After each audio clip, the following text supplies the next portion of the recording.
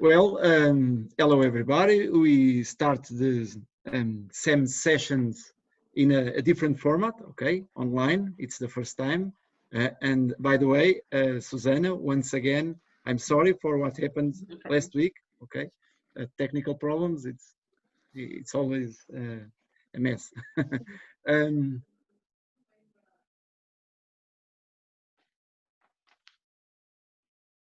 PhD in Dr. Europeus in Slavic Philology by Cambridge University and Universidad Complutense. She did her postdoctoral studies on history in Paris and on paleography and codicology in the US, Ohio State University. Professor Torres has developed an academic and research career in the areas of Slavic and Medieval Studies. She is specialized on literature and culture of Russia from the Middle Ages until now, as well as on the means and context of transmission of knowledge, on which she has published extensively. She has taught in several universities in Spain and US, and she's member of several international research groups. She has been appointed visiting scholar at the universities of Harvard, Ohio State, and Cambridge in UK. She is also a member of several scientific societies worldwide. Her current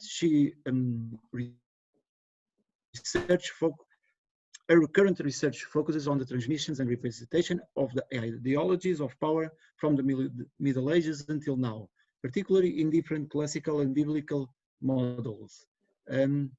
She is currently professor of humanities in University and Business School. This session, she will talk about the Alexander Romance, okay, that was widely known across the Slavic realm. And Alexander of Macedonia was indeed the only classical hero known in pre-modern literature in Slavic. So this conference, Susana will analyze the various translations and adaptations made from either Greek, Latin, or German into Slavic. And she will also speak about the wider cultural and political repercussions of adopting the Hellenistic emperor as a model for princes. So, despite this session is fundamental about the Slavic world, I think interested to all, because on one hand is about Middle Ages, and on the other hand, there are some topics, okay, the influence of Alexander as a model is everywhere. So I'm very curious to hear Susana. Okay, so Thank you. You can start, please. Thank you so very much. Thank you again for inviting me. It's such a privilege to be able to speak before all of you. I hope you can. I'm going to try to put my presentation. Can you see it? Yes, perfectly. Yes. Okay, perfect. So I will speak in English, but please, if you have any questions, well, you can ask them as in Portuguese, slowly, or in Spanish, or anyway. I'm not sure how much you know about the Slavic world in the Middle Ages, so I'm going to start giving you a few tips for those who are probably not Slavic. The Slavic tribes are the last tribes to arrive from Eurasia to Europe. And we have the first witnesses and in the sources, or the first testimonies in the sources around the 6th and 7th centuries. Jordanes in the Getica mentions them. The Emperor Mauritius also mentions them in the 5th and the 6th centuries. But the settlements in groups that we can recognize today only start in those, as is in the map, between the 7th and the 8th century, and the 9th century, really. Slavic really, when we talk about a Slavic world, is only a linguistic label, and that is something that is because it's not really an ethnonym. It's really only a linguistic paradigm.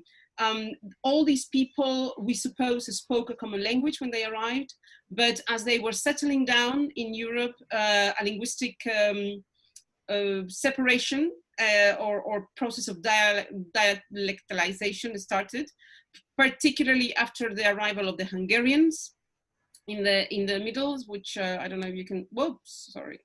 Let me see. In the plain where it says Avars, in the middle, they split the North Slavs from the South Slavs. The Balkans get separated from what is Bohemia, Poland, and so on.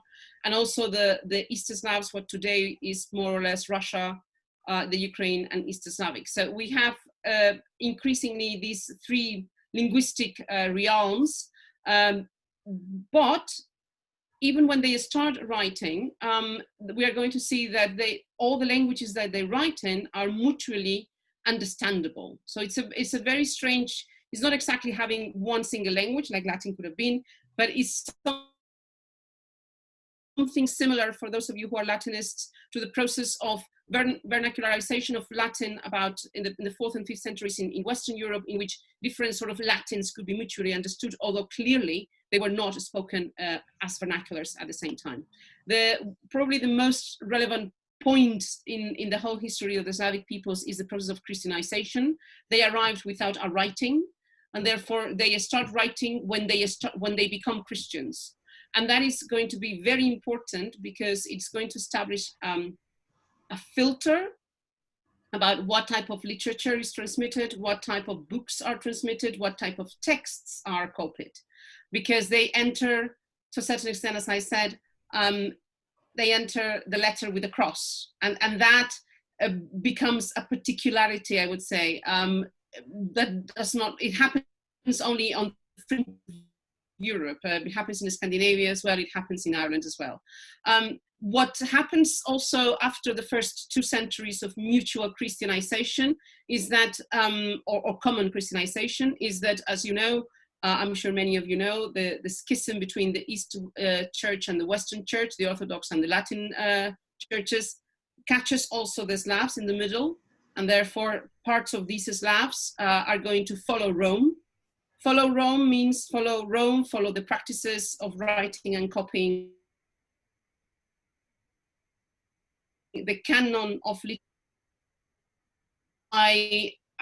a very big process of, I would say, well, I don't know if the word is proselytize, but yeah, a part of a Christianization carried out mainly by the German bishops. So they enter through the German influence within, one would say, within the scope of Rome and all the cultural manifestations that represents. And that is what we're going to call Slavia Latina, which is that part of the Slavs that falls into the orbit of Rome, who today they are, well, the Poles, Bohemia, the Czech Republic, Slovakia, Moravia, Slovenia, Croatia, mainly. On the other part, all the other new established nations fall under Constantinople. They recognize the patriarch in Constantinople as the top hierarch, and that means that they are what Dimitri Obolensky called the Byzantine Commonwealth. The idea that they copy, they reproduce the texts, the uses, the art, the icons of the East rather than being what we would call Western Europe. That separation, one could say, is still with us today, and I think it still is. And that was to a certain extent represented in the Berlin Wall, I would say, not exactly, but it certainly creates two areas where we can see that the literature, the history evolves in a different way. I'm saying the history, the political history evolves in a different way depending on the practices.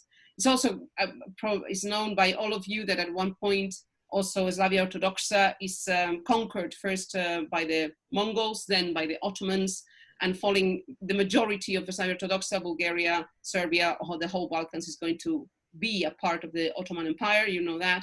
And then Russia, the emergence of Russia after the Mongols, Moscow in the north is going to leave, well, the big question about is Russia part of Europe or not?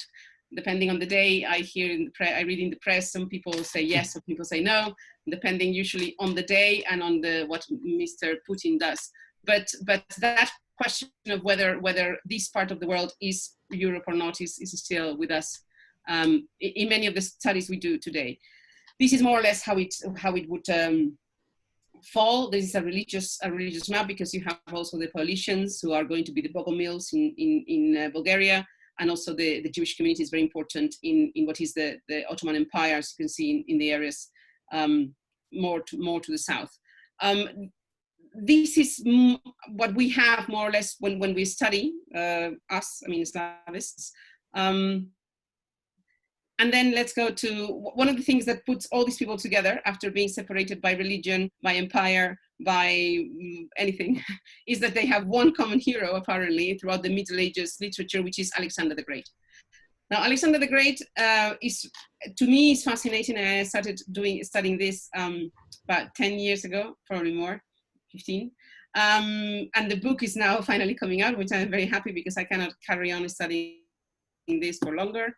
But Alexander the Great is the only medieval hero that is present, very present in both the East and the West. Is the only one who we could call really a Slavonic hero, despite being, as you know, a classical hero for a people who never knew the classical past, because the Slavs arrived to Europe when already, Rome is down, are the barbarian tribes or the newly established Carolingian Empire that they had to deal with, but certainly not. These people never saw the Roman legions, and despite all of that, they adopt Alexander as a model. And my question, what exacerbated my curiosity, was why choosing a Hellenistic king as a model, so far removed from them. I'm sure that you probably know a lot of his information. We have certain historical accounts of the life of Alexander, mainly done by people who either lived with him or accompanied him in his campaigns. All these, with a little asterisk, are accounts lost. We don't have any witness of the writings of Ptolemy Soter or Aristobulus or Plutarchus. We know they existed because they are mentioned by other writers.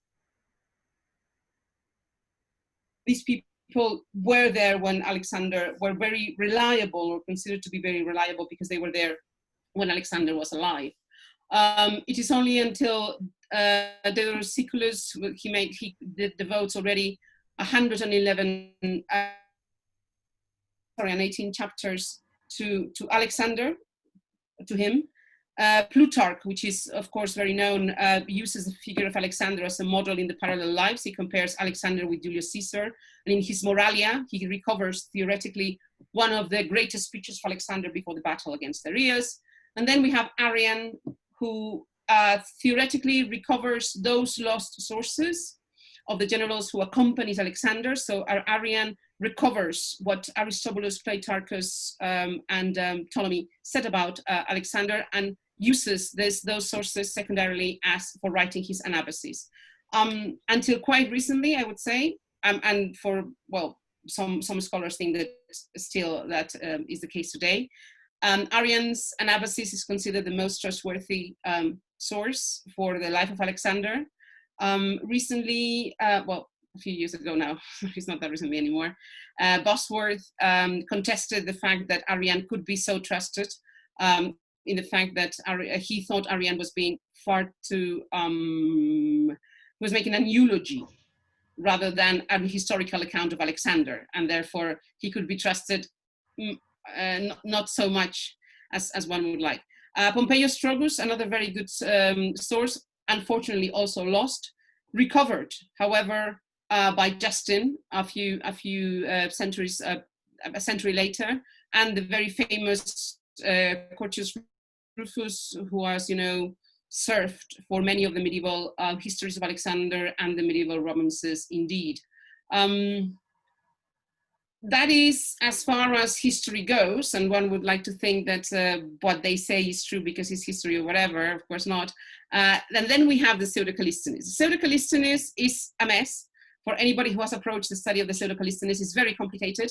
I'm going to try to give you a very broad outlook, because we have several versions and those with several manuscripts. And then I will try to explain to you which ones are really relevant for my study, for the Alexander study.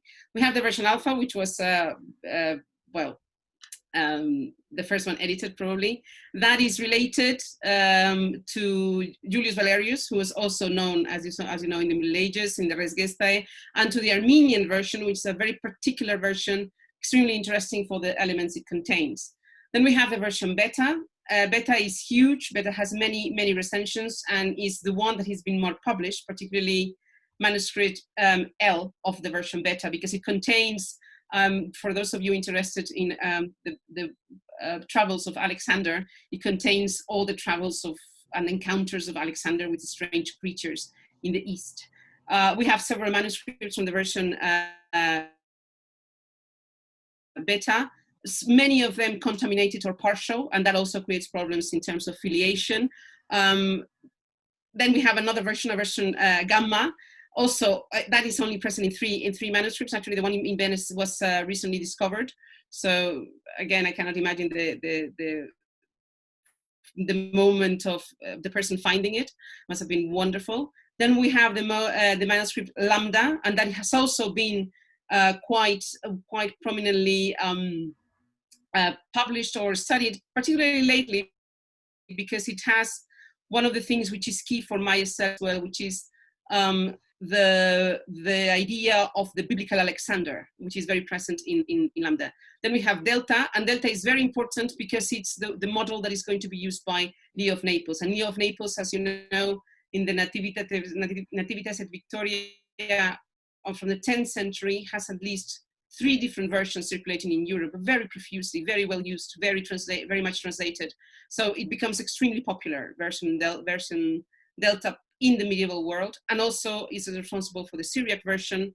And finally, we have the version Epsilon, which is epitomized, is shortened, is kind of retold, and it's fully Christianized, a fully Christianized prince of Byzantium.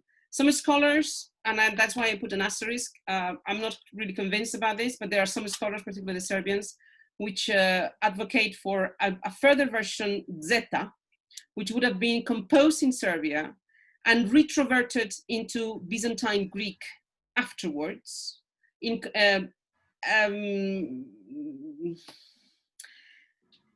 Mario Capaldo, who is a great professor of Slavic studies in Italy, the specialist on this part of the Alexander, has said very often, many times, we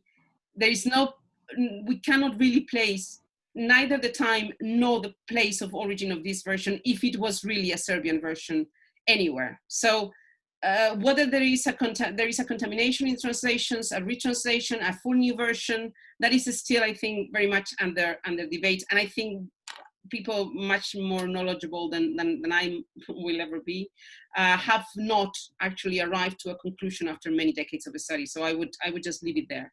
However, it's not easy very often to differentiate this version of a manuscript that we have in Moscow. It's a well-preserved manuscript. It's a 15th century manuscript, but this is exactly what happens. Clearing out one version from another sometimes is much more complicated than it is, because you have insertions. This manuscript in Moscow in the Synodalная Biblioteka has contamination, is a beta contaminated by epsilon, and what I have tried to put there is all these parts where we should expect the beta text, the epsilon text happens.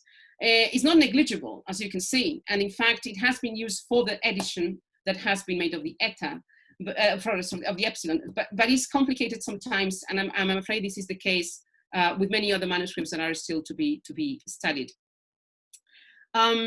This is a very I don't know, boring table about all.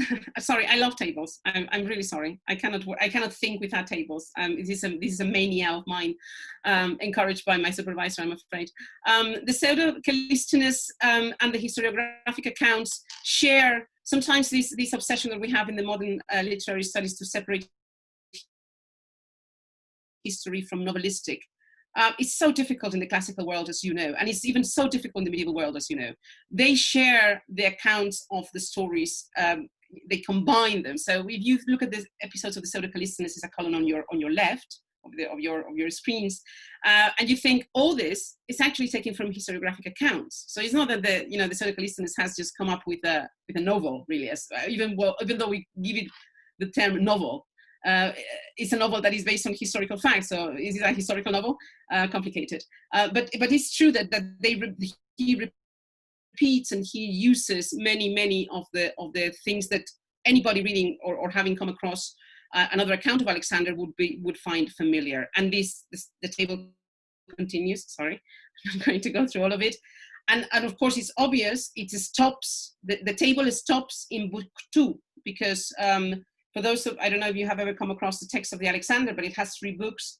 First and second are historical books, shall we say, are facts of campaigns against the Persians, against the visits to, well, what we have in the historical accounts, until book 3, which is when he goes to India. Book 3 is when he goes to India and finds all these strange creatures, the Amazons and the people with heads like dogs and crabs that eat other people and all sorts of fantastic animals, centaurs and blah, blah. That, thank the Lord, it was not in the historical sources. So that is a part that really is an innovation of the novel. But until that part arrives, really the contamination is very profuse. Just to give you, I hope you're not colorblind, because if you're colorblind, this little table makes no sense to you. But this is how the historical facts now is on your left. This is how it happened. As anybody reading a biography of Alexander, this is the order of the facts, and this is the rearrangement of the order. One could say, for dramatic purposes, done by Pseudo-Callisthenes. Most surprisingly, they found the sanctuary. If you look to the left, so the siege of Tyre and the massacre of Tyre, some would say, by Alexander, then the foundation of Alexandria in the Nile, and then the visit to the sanctuary of Ammon, where he is told, "You are actually the elected king of Egypt," or the descendant of the last king of Egypt by Nyctanebus. But this is completely changed. The order is completely reversed in the Pseudo-Callisthenes. And so the capture of Thebes, which was one of his first campaigns, is actually in the middle, once he has founded Alexandria, sieged Tyre, and gone to the Battle of Issus. This kind of thing happens. And again, in the second part of the book, the idea of the battle against Porus, the king of India, the capture of Males, and the arrival. So this is, so I can imagine, if you're imagine you're a scribe. So that's one of those kind of childhood fantasies of mine. Imagine you are a medieval scribe, and you have read somewhere, because it's been translated, I don't know, Quintus Curtius or Plutarch or the Chronicle of John Malalas or something, and you know the facts because you have read them. And then you have this text that comes, you come across, which tells exactly the same, but completely wrong. And you have no Wikipedia to check the things out. And you must be completely kind of, oh my God, what is going on here? Well, this is more or less what I think happened with the text. In Slavic, not knowing or not having received traditionally the classical tradition of Plutarch, Arrian, blah, blah, blah, because they had no access to writing, they suddenly receive both these accounts at the same time. And the problem that we're going to find is that they don't know which one is actually the historical one, as you will see. So this is, for me, the fascinating part about the particularity of the Slavic phenomenon, because I have the impression that in other Western traditions, the line between what was fact or not was clearer because of the received tradition that they had from other accounts and chronicles and all that. And here, poor little souls, they just mix everything in the same codices without really finding out or realizing what is what. Curtius Rufus, the Historia Alexander Magni is important because, as you know, is going to be one of the texts used by Gauthier de Châtillon, and Gauthier de Châtillon is going to be very popular in Bohemia, so Slavia Orthodoxa, part of the Western Slavs. The version B, of course, which is very popular, is super popular, as we will see in a moment. The version Delta, because again, Leo of Naples is going to be translated into Old Czech, not very late, and that is going to circulate profusely, and also into Old Polish. So Leo of Naples is going to be very famous, coming, of course, through the Latin part of translations made from Latin in Slavia Latina. The version Epsilon, very popular as well in Russia, very late in Russia, in the 15th centuries, on all the Balkans, Serbia, Bulgaria, all that is going to be an Epsilon version. And that famous zeta, which if it exists as such, or is just a subversion of epsilon, as I think, that is to be discussed, but not here today. Don't worry, I'm not going to get into that one. So what we have in the Slavic is Alexander the Roman's going from the most traditional use of the text to the most innovative. The most traditional is, of course, these adaptations of the epsilon, Byzantine Greek, word for word translation, and copy in monasteries as a self-standing work, as a fantastic novel in Serbia, in Bulgaria, in Russia, very popular. And as I said, the Czech and the Polish translations of Leo of Naples. The most innovative, the things that make the Slavic tradition of the Alexander different really is, one, the fact that few people know that the first time that any poem was composed in Old Czech was actually a life of Alexander the Great. The first time that the Czechs put any verses into writing, they did not choose a local hero. They chose Alexander the Great. And that for me is quite substantial, because you do think that, you know, the first poems or epic poems of any language are going to be their national.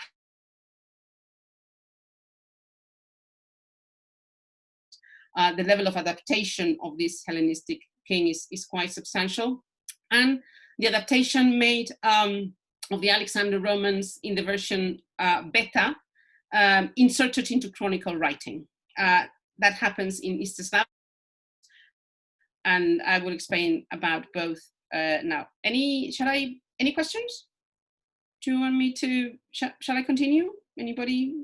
Yeah? I think normally we made the questions in the end. Okay. Okay, sorry. Yeah, it's just I guess, thank you. I guess I was.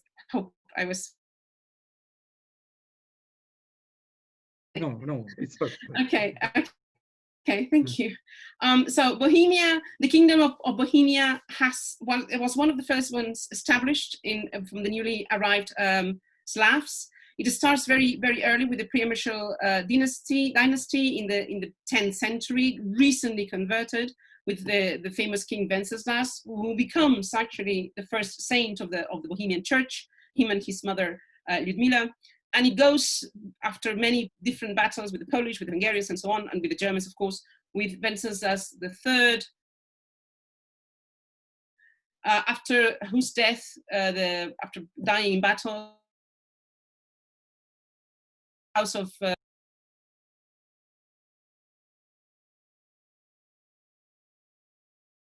but he's assassinated. I mean, stabbed in the back. How horrible is that?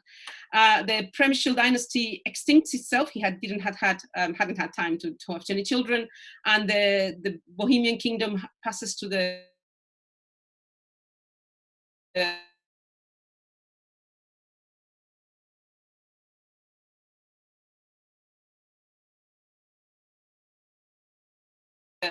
House of Losses.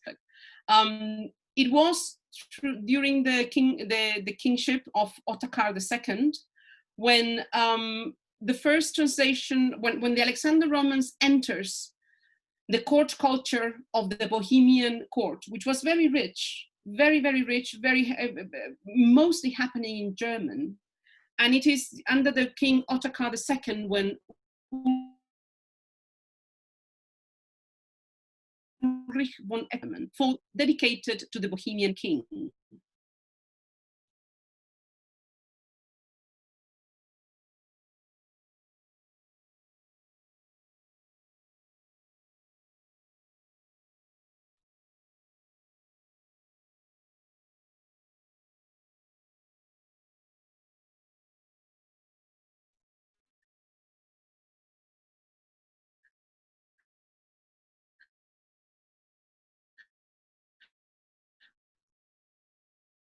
High German, dedicated to the new king, as I said, King Wenceslas II. At that time, Alexander, what you have on your, by the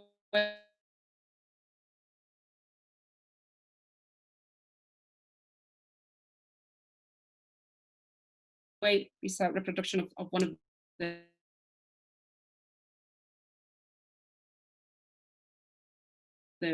of Germanic studies. what one would say a Slavic king.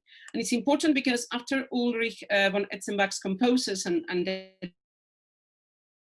dedicates, he's going to try to make the feat a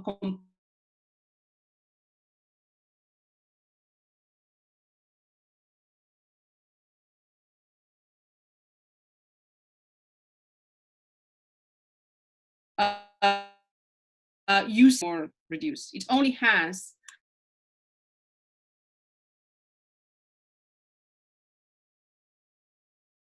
have only been so far published in Czech, and I have made I hope an okay translation into English of them. They are based on both the words. So the anonymous poet knew Chatillons, knew the Latin, and knew the German Etzenbachs, and he used both to compose, Czech. It is, as I said to you before, the first literary work written, Czech vernacular, and it creates, in fact,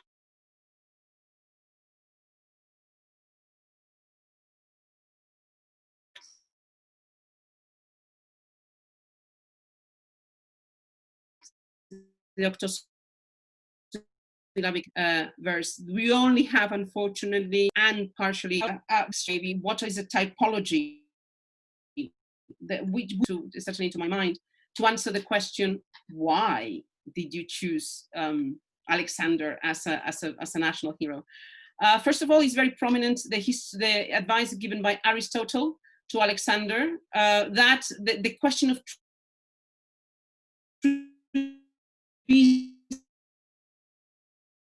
reason, court itself. The Czech version tries to promote the agenda of the nobility, and that is clear because Alexander systematically, more than in any of the works, either historiographic or novelistic from antiquity, he consults his council.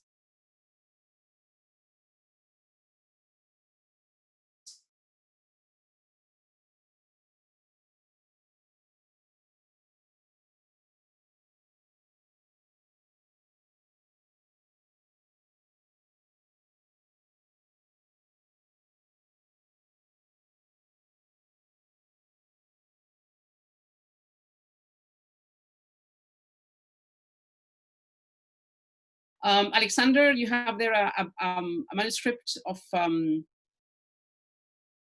chronicle. It's a 15th century chronicle, but we have evidence of earlier accounts. Alexander Romans, Alexander becomes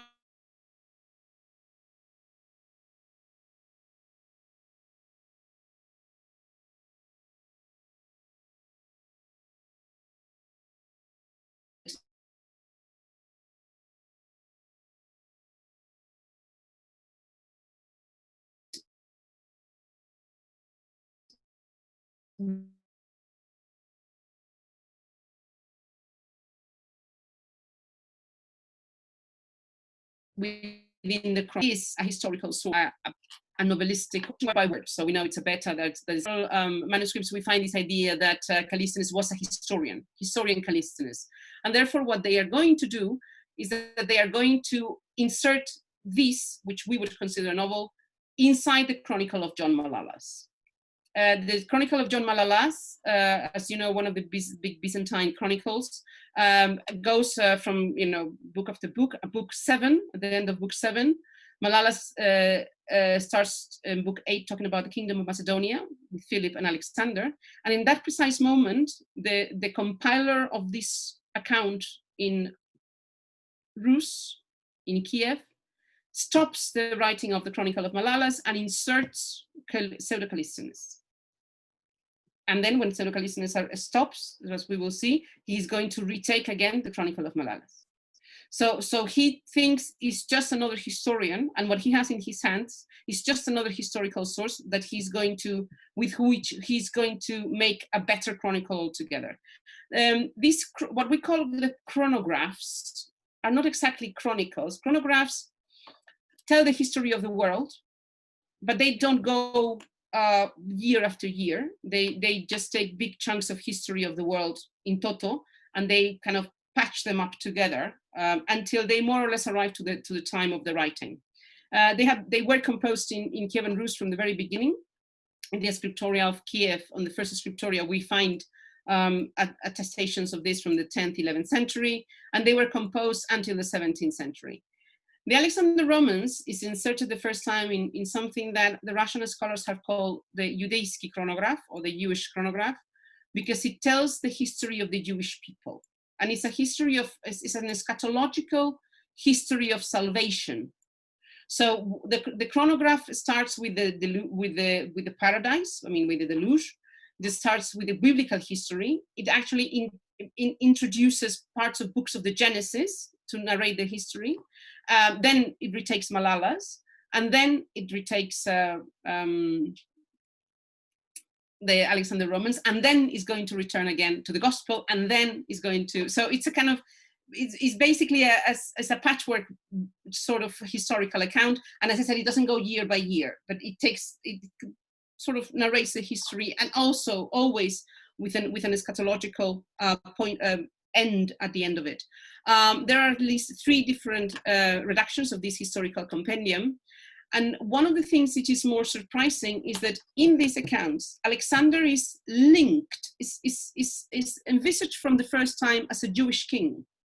And that is my theory, but my research is, that is why these people in Kievan Rus became so interested in Alexander, because they thought that he had been the king that has protected the Jewish people against the attacks of the Romans.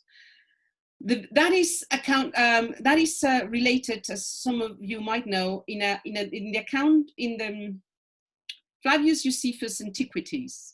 We have a passage in chapter 8 in which Alexander arrives to Jerusalem, and he becomes, some people would say, almost converted to Judaism, but certainly he says he will uphold the privileges of the Jewish people against any attack.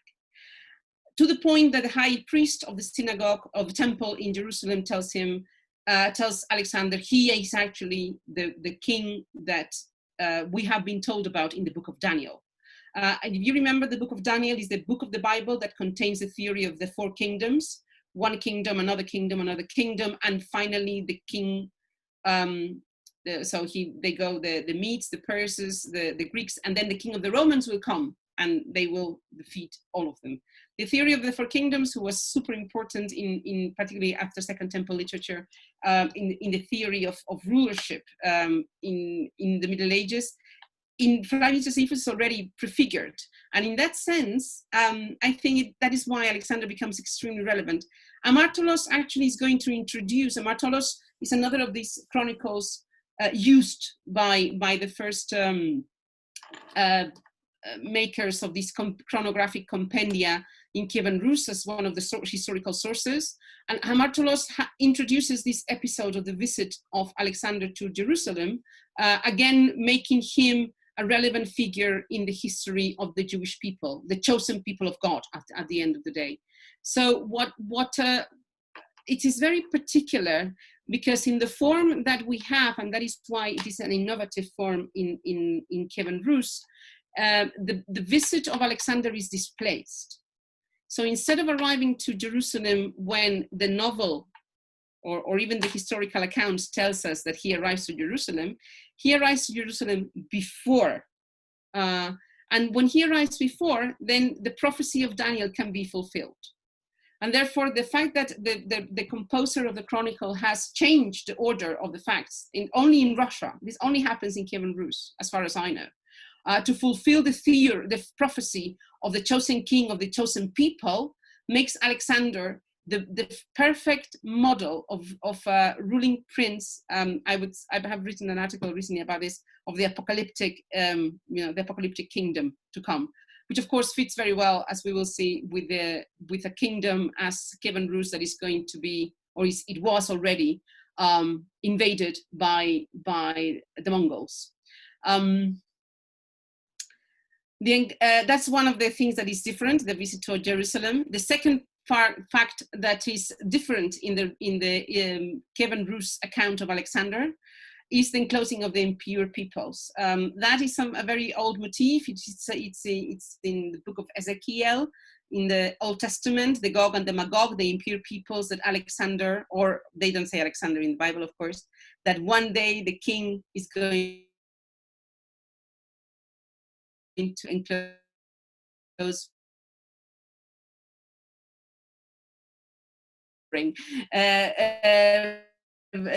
Tradition of why this motif comes from the Bible through the Syriac until it arrives to Pseudo-Methodius. Pseudo-Methodius' Revelation, which again is a very popular text in the Middle Ages, enters very early in Russian literature, and the enclosing of the impure peoples is mixed, is actually included in parts in the Alexander Romans as it is copied in Russia. So this insertion of the closing of the impure peoples, which in Russia is not at the end of the Alexandriad or at the end of the Alexander Romans, but actually at the beginning. The enclosing of the impure peoples is the first thing that Alexander does before going to India, before going to the east. The fact of the displacement, as it had happened with the visit to Jerusalem, makes this very apocalyptic and religiously loaded in Eastern among the Eastern Slavs. The fulfillment of Daniel's prophecy is, as I said, in the revelations of Pseudo-Methodius, and it's expressed exactly as that. This is the fulfillment of Daniel's prophecy. Now here again, precisely how the four kingdoms, the Ethiopians, the Macedonians, blah, blah, blah, all that is in Pseudo-Methodius. That is copied within the Alexander Romans. And we find that there is a transfer from that, which is a historical compendia, a chronograph, to the first chronicle, and this is really a chronicle written in Kievan Rus about the history of their own nation. The Povest Briamenikliet, also called Nestor Chronicle or First Chronicle or Primary Chronicle, puts in the year 1096 the first reference to Alexander. It is the same year that we are told about the first attacks of the steppe nomads, the Pechenegs, arriving to the gates of Kiev and destroying Kiev before the Mongols. And so when the scribes in the Kievo-Pechersky Monastery, in the monastery of the caves in Kiev, have to find a paradigm to compare these nomads destroying, they say these 8 races at the end, they are from these 8 races at the end of the world shall come forth, and the unclean people shut in the mountain by Alexander of Macedon. So they identify immediately that this Gog and Magog that has, who are mentioned in the Bible and in Methodius and in the Revelations are the same people that are attacking them from the east. And then further later on, again mentioning, or quoting actually Methodius of Patara, the chronicler says, and then he's retelling an anecdote that someone has told him, and then I said to Guriata, these are the people shut up by Alexander of Macedon. So Methodius of Patara said of them, he penetrated this, sorry, I have this, well, you can read it. In Eastern countries as far as a sea called the land of sand, and of course that is a part of the Alexander Romans, the land of sand, when he goes and the land of the sun and the moon and all that. The unclean peoples of the race of Japhet, one of the sons of Noah. When he beheld the uncleanness, he marveled. They ate every noxious thing. Blah blah blah blah blah. So these, they are made. What is happening, to my understanding, it's brutal, isn't it? The text is that is actually Pseudo-Methodius as well. That is the Syrian or the Syriac tradition of the Alexander Romans, what they call the Alexander poem. But what they are doing is an immediate identification of these unclean peoples that are attacking them, these nomads coming from the east that are destroying Kiev, with the nomads of Alexander. Now, one does not need to be a semiotician to understand that if Alexander the Great stopped these peoples, whom does his prince have to behave like? Right? The equation, the speculum principis is automatic. What our princes have to do if they want to protect us is actually do what Alexander the Great did, which is stopping these peoples, and put them behind the Caspian gates, because that was what the sacred history told us, and that is what they should be doing. And actually there are as we will see more and more translations and repetitions on this model later on. Particularly, we find it in the translations of The Secret of Secrets. The Secret of Secrets was super popular in Russia, super popular. And there has been a very recent translation, an edition, which I was going to show you, but I don't know what my book is now, made by William Ryan, and I will find it later on. William Ryan and Moshe Taube, our two dear professors. Moshe has been a professor of Slavic in the University of Jerusalem for many years. He's such a wise sage. And they have been working in the translations into East Slavic of The Secret of Secrets, and found out something really important, which is all the additions made in the Secreta Secretorum in the Slavic Taina Tainich in Russia are actually that the additions that are not in the Hebrew text. This was a translation directly made from Hebrew, were done precisely on those parts where Aristotle advises Alexander of how to be a better prince. So it's political advice what they add to The Secret of Secrets, rather than any other sort of, necromantic wisdom. So it is, again, the idea of Alexander being the role model of prince is very much reinforced.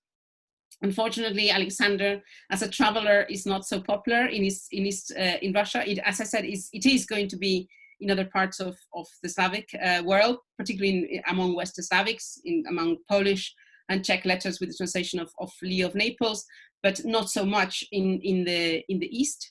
And as I said, it fits perfectly well to my understanding that paradigm they wanted to reinforce, which is Alexander was a pagan, so were their princes.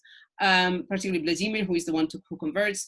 But Alexander was converted in Jerusalem, so were the princes in Constantinople. Alexander managed to stop the hideous, horrible people from the east, and so should their princes, because they are being under constant attack, and from the Pechenegs, and then from the Mongols, and then so on and so forth. And this is going to be something that really is going to be reinforced in chronicle writing later on, this idea of Alexander of Macedonia, which to my mind is the real reason why, real reason, who knows, but is one of the possible reasons why Alexander became so popular in a place as remote and as in time and space from Macedonia, because they never thought Alexander coming from Macedonia, whether Macedonia is an independent country now or not, but certainly not from the classical world, not from the Balkans. The Alexander they wanted was the Alexander of the Apocalypse of Pseudo-Methodius of Patara,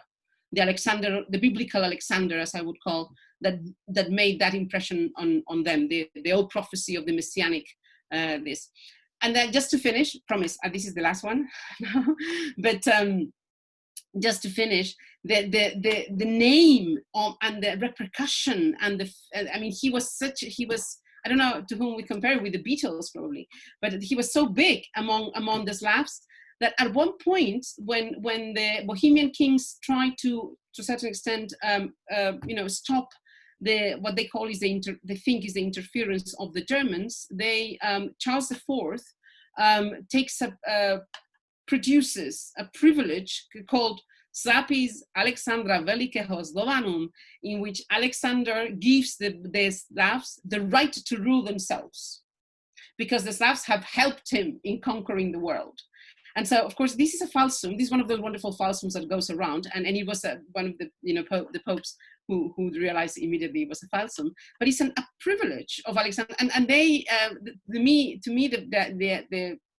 the amazing thing is that they take Alexander as the authority that they can use to stop the Germans, or to stop even the Pope.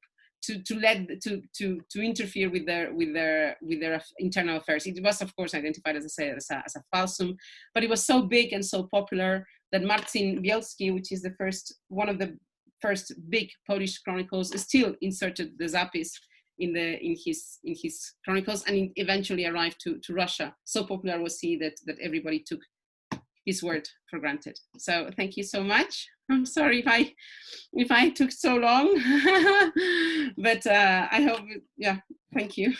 And now please, if you, oh, by the way, this is, I just wanted to, thank you. This is an illustration of a chronicle I had just, a colleague has sent me from Russia. This was actually an illustrated life of Alexander made specifically for the Tsar Peter I the Great that everybody knows about. And he was given the life of Alexander as almost like a children's book, and they produced a newly copy, and it has these beautiful, you know, dresses and things. This is a late copy, but it still was very famous. So anyway, thank you. Okay, thank you very much, Susana, for your presentation. It was very enlightenment, you know. No, yes, I think that your presentation has a lot to do with this seminar, you know, because you present a new perspective on a subject that is almost quite new for all of us, you know.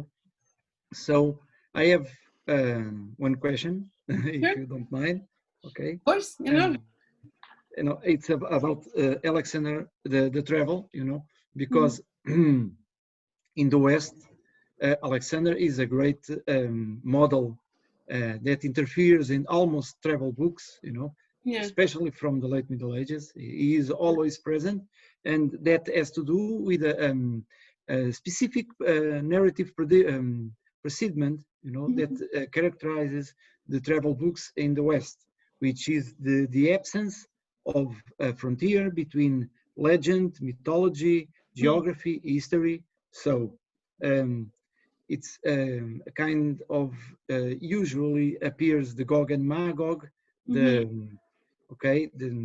mountains of where Alexander puts enclose the peoples, enclose the people, okay, and that is a very specific influence which marks a lot of texts. It's very present, and I'm curious to know if that happens on the Slavic world. So about the travel books specifically, you know. No, actually, because the Slavic, the travel books that we have of this time, or almost usually are only pilgrimages. Oh, okay, okay. You know, the very famous Daniel Zatochnik, which is a pilgrimage to Jerusalem, or the pilgrimage to shrines and all that. But what I didn't explain this properly. Sorry, I was trying to rush it. But from all the versions of the Alexander, so version beta is 4th century, and it does not contain the Gog and the Magog. Neither does it contain the ascension of Alexander, taken by the Griffins, which is very famous, or that. Yes. Manuscript L of the version beta, which is already 8th century probably, has the ascension of Alexander and the diving on the crystal ball jar, where he goes deep into the ocean. And some people have to think that is an allegory of Christ, the census and the ascension. But anyway, and then only version Lambda incorporates the Gog and the Magog. But the version Lambda is already 9th century.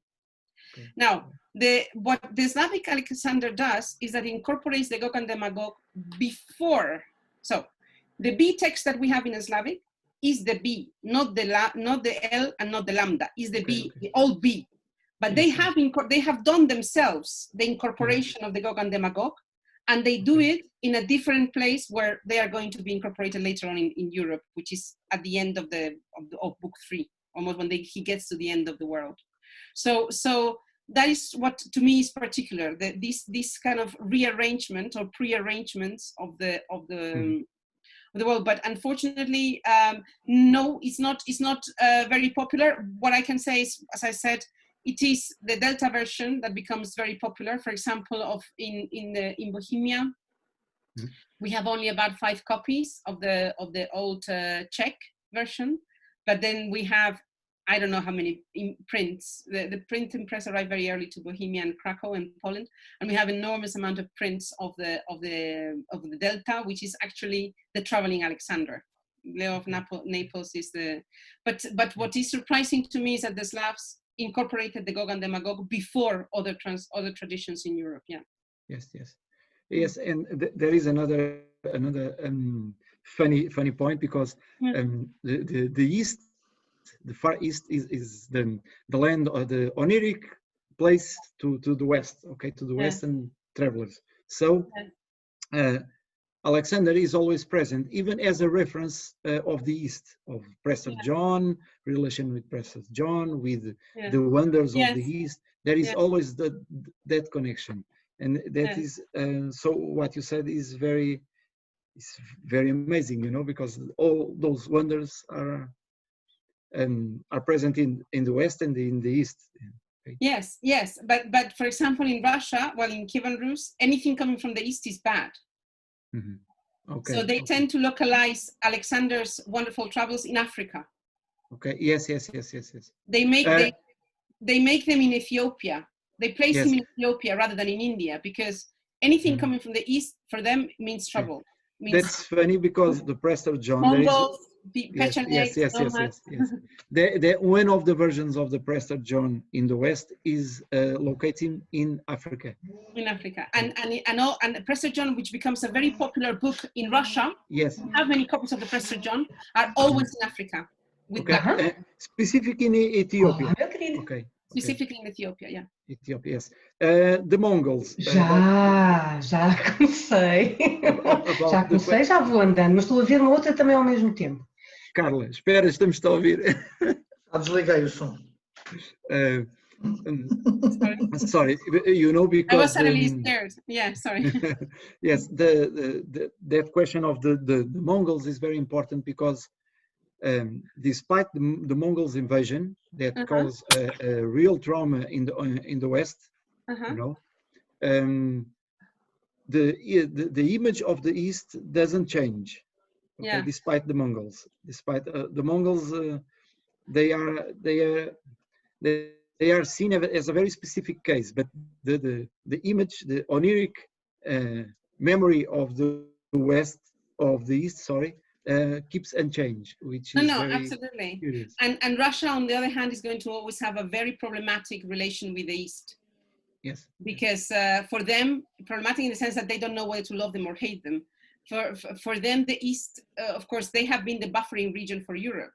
So to a certain extent, if the Mongols don't, you know, they stop in Russia and they don't get to Paris, but they're suffering them in Russia to a certain extent. So the experience, of course, of the armies from the East is much more problematical and of course then later on in the Balkans with the arrival of the Ottomans. Yes, because, you know, in the West, the image of the text of Marco Polo influenced very much the tradition. So and Marco Polo was never translated in Russia. Yes, and for the Pope specifically, the Mongols who were always the potential allies against the Muslims.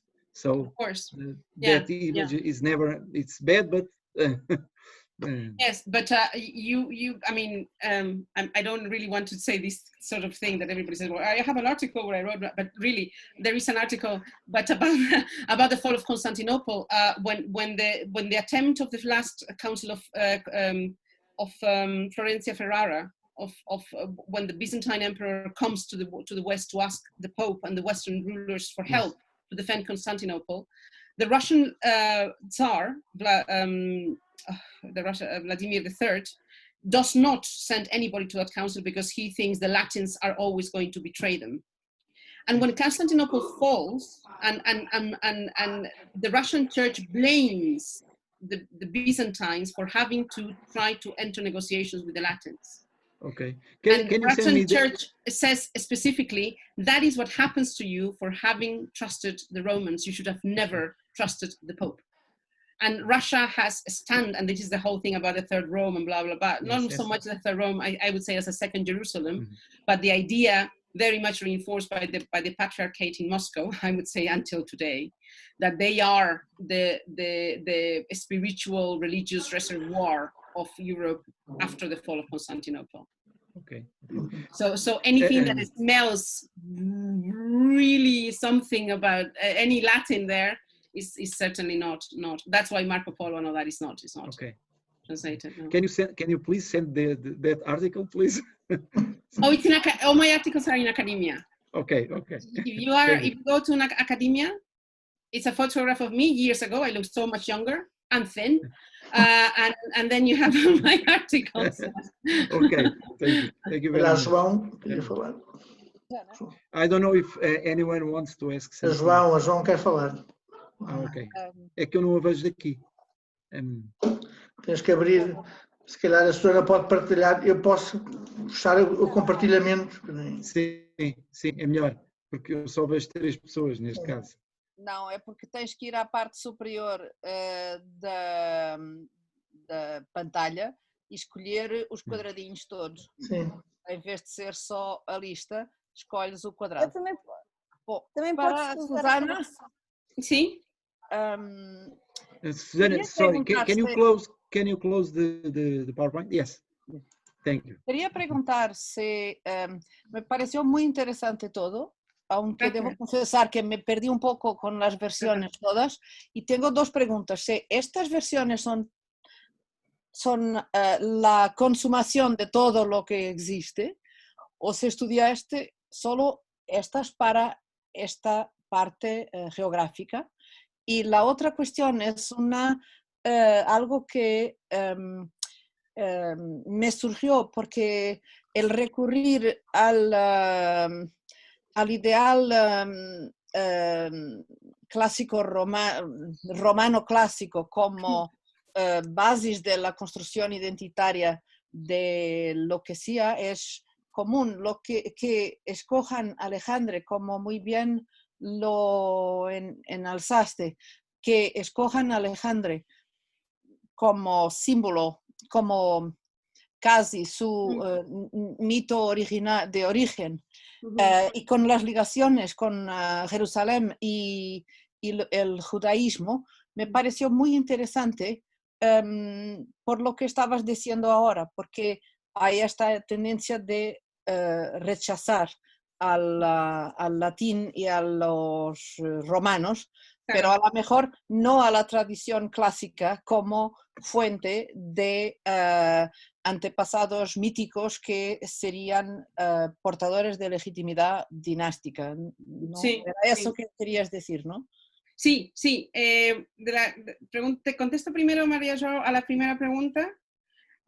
Todas las versiones, yo aquí he presentado las 2 más innovadoras. En el libro que he terminado ahora, que se llama The Slavic Alexanders, que estará, suponemos, en las librerías el año que viene, que se lo publica Cambridge University Press, hablo de estas 2 cosas y luego de todas las demás versiones que, digamos, son más normales. Digamos, son simplemente traducciones hechas en los Balcanes, en Bulgaria, en Serbia y tal, de versiones que conocemos bien de Alexander, estudiadas en griego, y que simplemente son traducciones. Esas también están ahí, pero como no quería mataros de aburrimiento, que pensé, voy a elegir las 2 cosas más sorpresivas porque bueno, es lo más, digamos, más frapante, ¿no?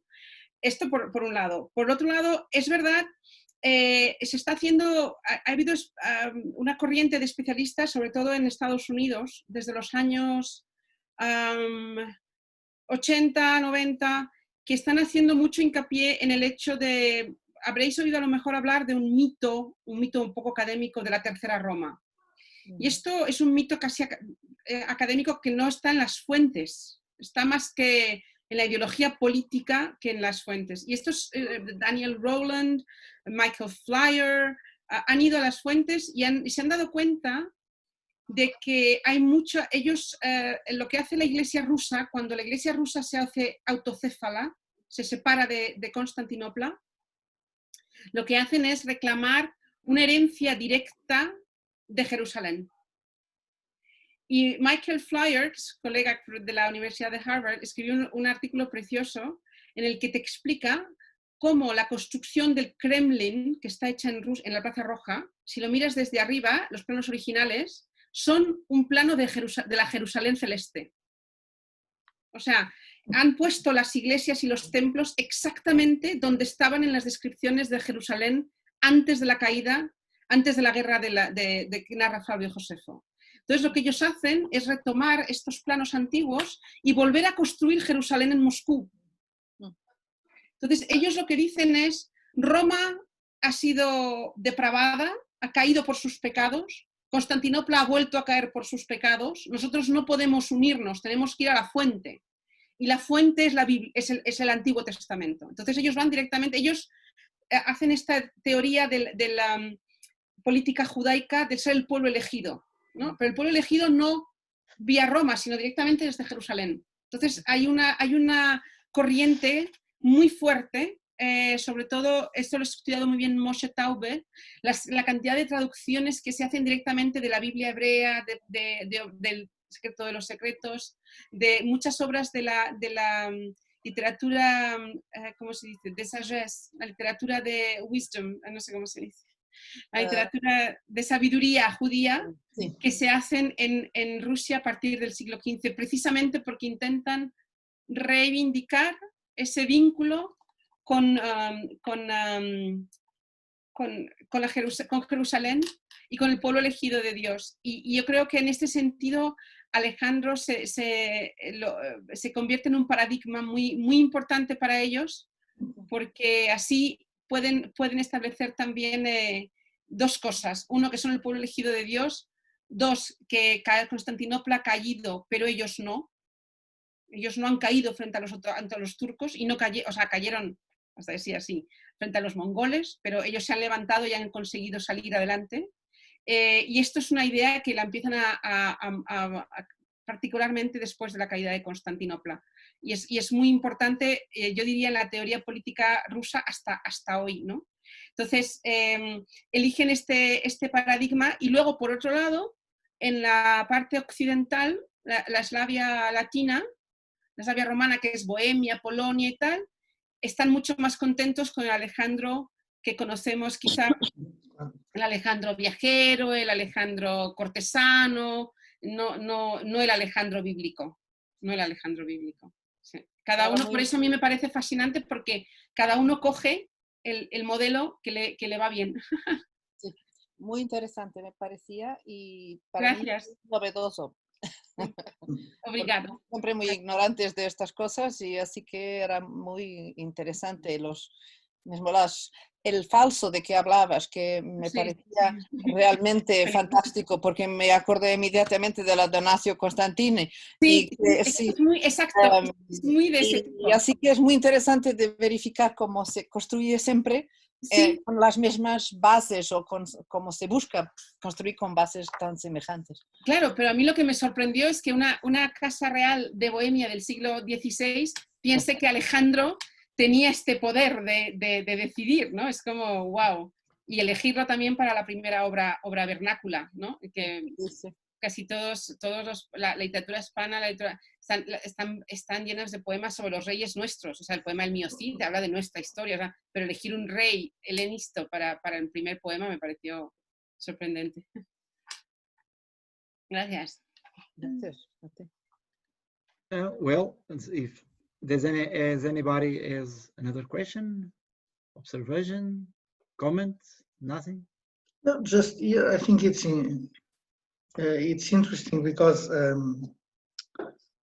there is a kind of Christianization of the image of Alexander as a way to give a political legitimacy to the new monarchies, and to create a new model of a Christian king that unites these two aspects, his political ruling and also his responsibility, or the necessary link between his governance and the care that he has to develop towards the church and towards the church, yeah. Is this linking between the political, is this Caesaropapisme, yes, que Dragon was speaking about in the Byzantine Empire, but remade, I would say, not exactly. And it's very important because although at the beginning, for example, Kievan Rus models a lot of things from the emperors of Byzantium, this Byzantine Commonwealth like I was speaking to you about, there seems to be a divorce of interests when of course the empire becomes very weak, and they find that instead of resembling the Constantine or other Byzantine emperors, they rather go to the Bible, because in the Bible, to a certain extent, they win. But probably also related to the fame and that and permanence in the late centuries of the models of the kings that are saints. Yeah. Oh, that yes. are very important in this Slavic world, and yes. EPHE has mentioned this quite well. Yes. The divergence from the Roman, the Latin world, but in the Slavic world, you continue to have the exaltation of the kings that are saints related or to important battles, but always according to the model of the Christian king. Well, yeah, absolutely. And one of the things which is very surprising is that the first princes that are saints, for example, in Russia, are also martyrs. Yeah. So are people who are being killed, like Boris and Gleb, and there are people who are being assassinated. And I have this idea that at one point, this paradigm of sanctity, they change for a more kind of warrior-like king who is actually able to defend the people. Yeah. So they suddenly, even though the first saints are actually sufferers, then they many times their life before their martyrdom is not very saint at all. But the violence of their end. So for example, King Wenceslas is assassinated, and Boris and Gleb and all that. But I think they find that they need a new model. Yeah. In view of the and especially what can give sanctity to the king must be different. Yeah. Oh yeah. But also happens with Alexander Nevsky, particularly in the north. So it's Alexander Nevsky, when he actually wins the against the Teutonic kings, and also then even the Terrible and all that, they are warrior kings who defeat foreign armies, all of them. So suddenly the cool prince is not the wise or the martyr, is the warrior. Yeah. It's very interesting. Thank you. And even on that question of Alexander Nevsky, the image of the Westerns by the Russians, it's very curious. It's like you said before. There is always that really representation of the Latins in Russia, by the Russians. Oh yeah. I mean, I don't know. Do you know there is a film called Alexander Nevsky? Yes. An old Russian film, which and the soundtrack was made by Prokofiev. It's beautiful. It's a beautiful. Yes. You know that. But that film was come si dia? Was propaganda. Oh no, absolute propaganda. But it was commissioned. That's the word by Stalin. In the middle of the war, just to show the Teutonic warriors almost like Nazis. So they are horrible, and when they come, the music of Prokofiev goes no. So it's just like so wonderful. It's just a wonderful piece of propaganda going. Using the medieval times for that. It's fantastic. I use that in my classes with my students, and because it's in black and white, and they think it's going to be boring, and then they find it really, really fascinating. But listen, I hope I can meet you in person one day, in Lisbon, in either side of the river. And we are eager to be able to welcome you here. I told Paulo, I was so sorry because Lisbon is one of my favorite cities. I mean, for me, it's just super good food. And bookshops, and it's like, I love it. I love going to Lisbon all the time. So it was just a pity. I hope we can meet some other time in person. I would really like that very much. Yes. But it was very nice to be able to at least meet like this. Yeah, okay. Thank you very much for your attention, really. Thank you for being there. Send me the when you have edited the film. But you don't have to put the music of Prokofiev behind. But that's an idea. In the beginning, just to to make the momentum. Yes. After that live. Oh, there was someone. Carla wrote in the chat. I don't know. No, she was writing because she has to go. Okay, sorry. Yeah. She was overbooked with the conference in Zoom. Okay. Well, thank you then so very much. Thank you. Thank you.